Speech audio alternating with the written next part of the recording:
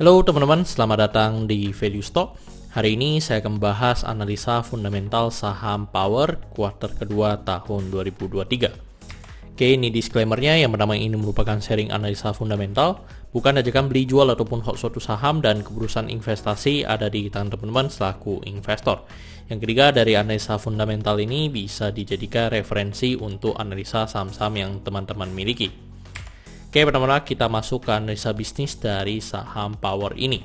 Yang pertama dari analisa emitennya, untuk sektor usaha di pembangkit listrik dan di sektor BI dia masuk dalam kategori infrastruktur. Terus untuk produk atau service yang diberikan oleh jasa Power ini adalah pembangkit listrik dengan dia menggunakan 3 metode ya. Yang pertama yang paling besar adalah di gas, jadi pembangkit listrik dengan gas itu sebesar megawattnya itu 864 megawatt ya. Terus dia masih ada menggunakan batu bara, coal itu sebesar 280 megawatt, dan dia sedang mengembangkan yaitu solar panel ya. Jadi dari solar panel itu sebesar 14,7 megawatt yang ditargetkan sampai akhir tahun bisa sekitar 30 megawatt teman-teman. Terus untuk analisa marketnya, saya tidak menggunakan produk dari Power ini ya, yang dimana kan punya kita kebanyakan memang pasti dari PLN, dan memang dia hanya ada di kawasan tertentu ya teman-teman ya, terutama di area Cikarang. Jadi ada di beberapa industri ya. Jadi teman-teman yang misalnya pegang saham BES yaitu menggunakan salah satu jasanya menggunakan listriknya dari Power ini. Terus juga kalau teman-teman di Lipo Cikarang itu menggunakan jasa Power juga, sama Jababeka ya teman-teman ya.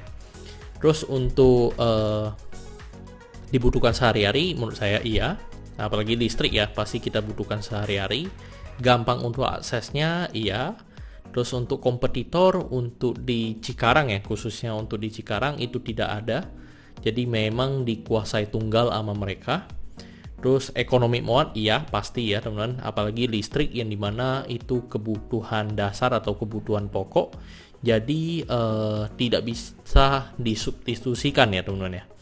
Terus untuk market segmennya untuk Indonesia terutama di area Cikarang, untuk menguasai berapa persen dari market, mungkin 100% ya untuk di area Cikarang, maksudnya di area yang memang mereka pegang gitu.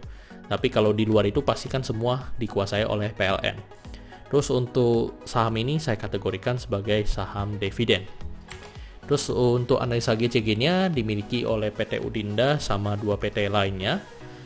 Habis itu pengalaman dari direksinya selama 27 tahun ya. Kasus hukum tidak ada, buyback saham mereka juga tidak ada. Saham mayoritas dikuasai oleh mereka sebesar 83,76%. Dan gaji karyawannya saya bagi dengan bulanan, dan saya bisa berikan sekitar 99,8 juta per bulannya teman-teman. Terus untuk kita lihat dari segi pendapatannya, untuk dari segi target memang tidak disebutkan ya di annual reportnya mereka bahwa secara target angka mereka tidak mengatakan di situ. Mereka malahan lebih fokus ke berapa sih kapasitas daya yang mereka bisa produksi di tahun depan gitu. Dan kalau kita lihat secara Q2 mengalami kenaikan 0,1% ya dari segi pendapatan. Jadi sebenarnya cukup stabil. Dan kalau misalnya saya asumsikan kuartal keempatnya memiliki kinerja yang sama dengan kuartal 2, maka sampai akhir tahun akan mengalami kenaikan sebesar 12,6%. Terus untuk dari segi net profit, secara target memang tidak ada. Secara net profit secara Q2 mengalami kenaikan sebesar 39,3%. Padahal dari revenue-nya sama, kenapa dari segi net profit-nya bisa mengalami kenaikan sebesar hampir 40% ini ya? Itu disebabkan karena yang pertama keuntungan selisih kurs teman-teman. Jadi ada keuntungan selisih kurs. Yang kedua adalah dari depositonya. Jadi depositonya mengalami kenaikan yang lumayan. Jadi secara bunganya, spread bunganya juga lumayan teman-teman. Itu yang membuat net profit dari segi Power ini mengalami kenaikan. Sedangkan dari biaya yang lain menurut saya sih ada mengalami kenaikan, ada juga yang mengalami penurunan. Jadi sebenarnya selisihnya tipis sekali kalau misalnya secara biasanya. Memang yang paling mendominasi adalah di pendapatan selisih kurs sama dari pendapatan depositonya. Terus kalau saya setahunkan itu mengalami kenaikan sebesar 55,5%. Terus kita lihat dari segi asetnya. Jadi dari segi asetnya mengalami penurunan ya teman-teman, penurunannya 0,7%. Terus dari depositonya, ya ini yang bunga depositonya, dan bisa didapatkan bunga depositonya sebesar 9,4 juta US dollar ya. Jadi ini laporannya dalam USD, yang dimana teman-teman kalau kita bandingkan dengan tahun sebelumnya, kurang lebih depositonya itu hanya sekitar 3 jutaan. Dan ini menjadi 9 jutaan, jadi mengalami kenaikan 6 juta USD. Ini yang sebenarnya mendukung untuk laporan laba rugi dari perusahaan ini. Terus dari segi hutangnya mengalami penurunan, ya penurunannya sebesar 3,5%. Terus dari segi hutangnya memang mereka memiliki mayoritas hutangnya berbunga ya teman-teman ya, bisa dikatakan, dan dengan bunga 2,78%, dan bunga yang harus mereka bayarkan itu sebesar 14,5 juta.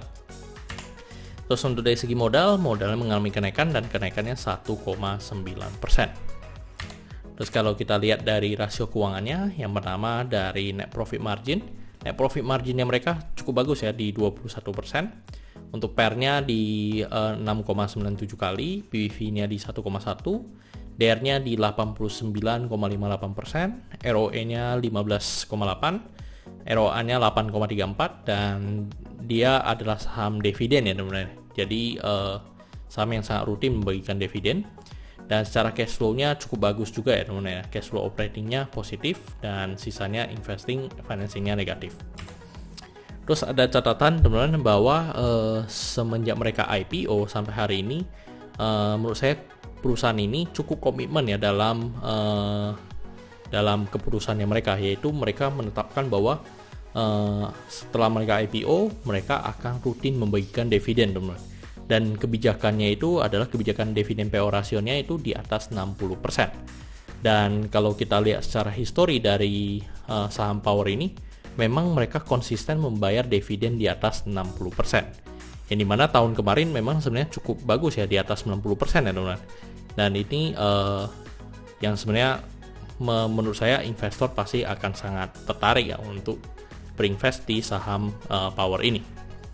Terus untuk kita masuk ke margin of safety-nya, untuk dari segi harga di 735, dan dari analisa fundamental saya bisa mendapatkan nilai intrinsic value-nya sekitar 750. Jadi memiliki margin of safety 2%. Dan ini kesimpulannya. Yang pertama dari produk dan jasa menurut saya cukup punya prospek, yang dimana juga penguasa tunggal ya teman-teman.